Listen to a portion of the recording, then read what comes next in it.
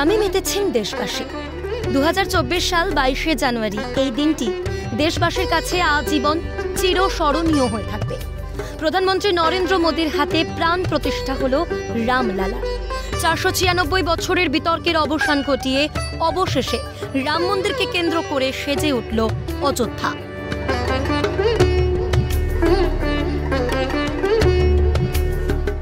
অযোধ্যায় রাম মন্দির নির্মাণ নিয়ে দীর্ঘদিন ধরেই চলছে টানাপোড়েন। বিষয়টির জল গড়িয়েছিল আদালত পর্যন্ত। অবশেষে সুপ্রিম কোর্টে মামলা, পাল্টা মামলা, এই সব ধাপ পার করে অযোধ্যায় তৈরি হলো রাম মন্দির। গোটা দেশে সেই বিতর্কের অবসান ঘটল রাম মন্দির স্থাপনের মাধ্যমে। তৈরি হলো ইতিহাস।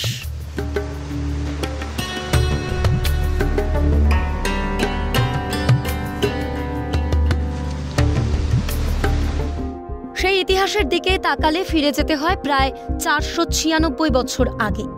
1528 সাল যখন অযোধ্যায় বাবরি মসজিদ তৈরি করালেন মুঘল সম্রাট বাবরের সেনাপতি মীর বাকি। বাবরি মসজিদ ছিল অযোধ্যায় রাম জন্মভূমিতে তৈরি হওয়া বিতর্কের মূল কারণ। সাল তখন 1885। সেই সময় ভারতে ব্রিটিশ রাজ সুপ্রতিষ্ঠিত। তখন ফৈজাবাদের জেলা আদালতের দ্বারস্থ হয়ে রামলালার মূর্তি স্থাপনের আবেদন জানিয়েছিলেন মহন্ত রঘুবীর দাস, যদিও সেই আর্জি খারিজ করে দিয়েছিল ব্রিটিশ আদালত। এভাবেই কাটল অনেকগুলো বছর। তবে ভিতরে বিতর্ক দানা বেঁধেছিল, জানতেন সকলেই। এরপর সাল যখন 1949, ভারত স্বাধীন হওয়ার 2 বছর পর বিতর্কিত বাবরি মসজিদের কাঠামোর মূল গম্বুজের নিচে স্থাপিত হলো রামলালার মূর্তি। সেই সময় বহু ভক্ত রামের পুজোর জন্য সেখানে এসে ভিড় জমাতেন। তবে অযোধ্যার সেই স্থানে মন্দির এবং পুজো নিয়ে বিতর্ক থামেনি। 1950 সালে আদালতে মামলা করে রামলালার পুজোর অনুমতি চাইলেন গোপাল সিমলা এবং মহন্ত রামচন্দ্র দাস। অপরদিকে 1959 সালে বিতর্কিত জমির মালিকানা দাবি করে মামলা করল নির্মোহী আখড়া। 1981 সালে বিতর্কিত জমির মালিকানা দাবি করে আদালতের দ্বারস্থ হল উত্তরপ্রদেশ সেন্ট্রাল সুন্নি ওয়াকফ বোর্ড। এভাবেই চলল 1986 সাল অবধি। 1986 সালের 1 ফেব্রুয়ারি বিতর্কিত কাঠামোর ওই দরজা হিন্দুদের পুজোর জন্য খুলে দিতে বলে ফৈজাবাদের আদালত। তবে আচমকাই 1528 সালে তৈরি হওয়া ওই বিতর্কিত সৌধটি ধ্বংস হয়। স্বাধীন ভারতের ইতিহাসের সবচেয়ে বিতর্কিত তারিখগুলির মধ্যেই অন্যতম তারিখ হিসেবে উঠে আসে 1992 সালের 6 ডিসেম্বর, যেদিন উন্মত্ত জনতার হামলায় ওই বিতর্কিত সৌধটি ভেঙে পড়ে। এরপর থেকেই রাম জন্মভূমি বাবরি মসজিদ বিতর্কের মোড় ঘুরতে থাকে।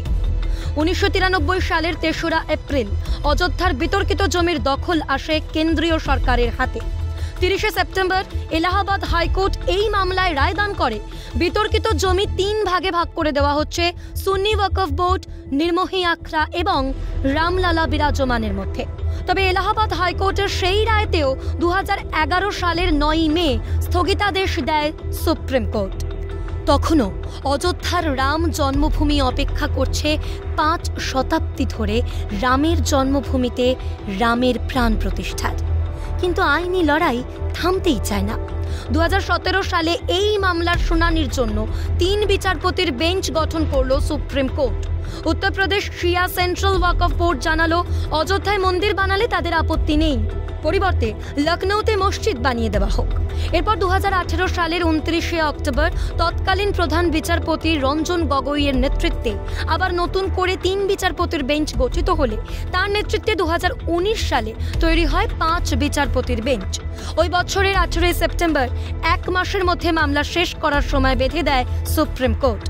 অবশেষে বছরের পর বছর চলতে থাকা মামলা শেষ করে সুপ্রিম কোর্ট রায় দেয় অযোধ্যায় বিতর্কিত জমিতে হিন্দুদের মন্দির তৈরি হবে। বিকল্প হিসেবে 5 একর জমি দেওয়া হবে মুসলিম সুন্নি ওয়াকফ বোর্ডকে।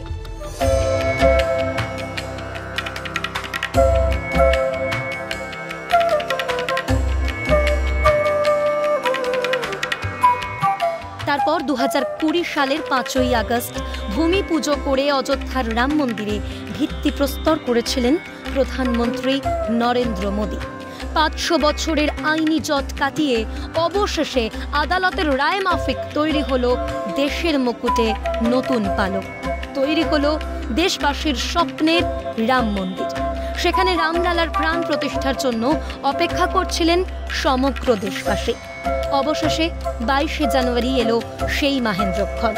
প্রধানমন্ত্রী নরেন্দ্র মোদীর হাতে প্রাণ প্রতিষ্ঠা হলো রামলালার। সারা দেশ 10 মজল রাম জন্মভূমিতে রাম ফেরার আবেগে।